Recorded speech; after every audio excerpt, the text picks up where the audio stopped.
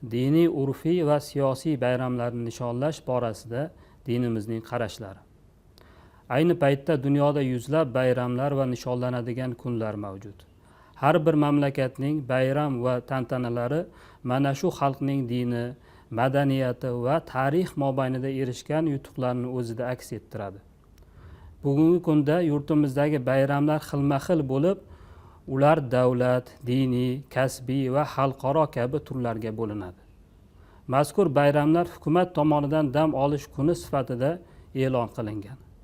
Dinimizda bayramlarni belgilash, ularni nishonlash tartib-qoidalari qanday?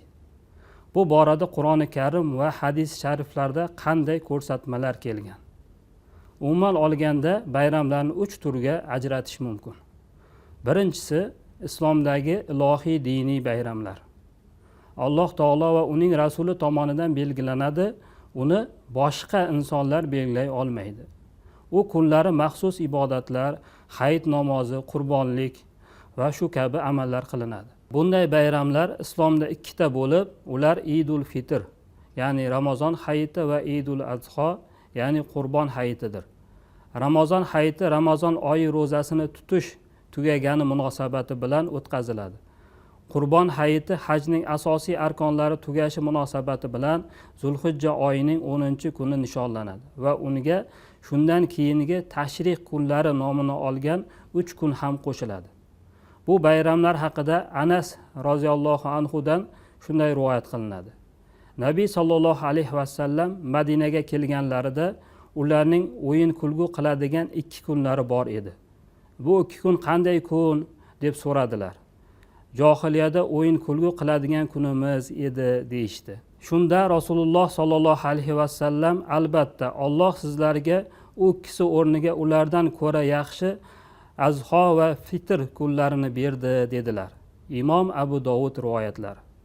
Islom dini bayramlarida o'ynab kulib, xursandchilik qilgan ota-onasi, ahli ayoli, qarindosh va tanish bilishlariga kengchilik yaratganlar, qurbonlik qilganlar savob oladilar va ibodat qilganning ajriga erishadilar. Hatto yeb ichish xursandchilik alomati bo'lganidan yuqorida zikr qilingan 2 hayit va tashrih kunlarida ro'za tutish makruhdir. Diniy bayramlar islomning shiorlaridan hisoblanadi. Ikkinchi turdagi bayramlar bu musulmonlar boshqa dinlarning bayramlari, masalan, Rojdestvo, Pasxa va shunga o'xshashlarni nishonlashlari mumkin emas. Ulardan ko'zlangan maqsad to'g'ri bo'lsa, turli ma'siyatlar aralashuvi sababli shariat ko'rsatmalaridan tashqariga chiqilmasa, islom bunday dunyoviy bayramlarni man qilmaydi. Barchaga ma'lumki, islomda 2 hayitdan boshqa juda ko'plab bayram qilib nishonlasa bo'ladigan voqea va hodisalar bor. Misol uchun, bola tug'ilganida aqiqa qilib xursandchilik qilish, nikoh to'ylarida xursandchilik qilish, uzoq safardan yaqinlari kelganida xursandchilik qilish, Ramazon oyi kirishi bilan insonlar bir-birlarini qutlab xursandchilik qilishlari va juma kunida xursandchilik qilish kabi bir necha voqea va hodisalar bor. Shu kabi har bir xalq yoki davlat uchun muhim voqealarga bog'liq urfiy va siyosiy bayramlar ham mavjud. Bu turdagi bayramlarning ham nishonlanishi joizligiga barcha e'tiborli ulamolar fatvo berishgan. Bu bayramlarni nishonlashda insonlarning qalbida bir-birlariga mehr oqibat paydo qilishlik bor.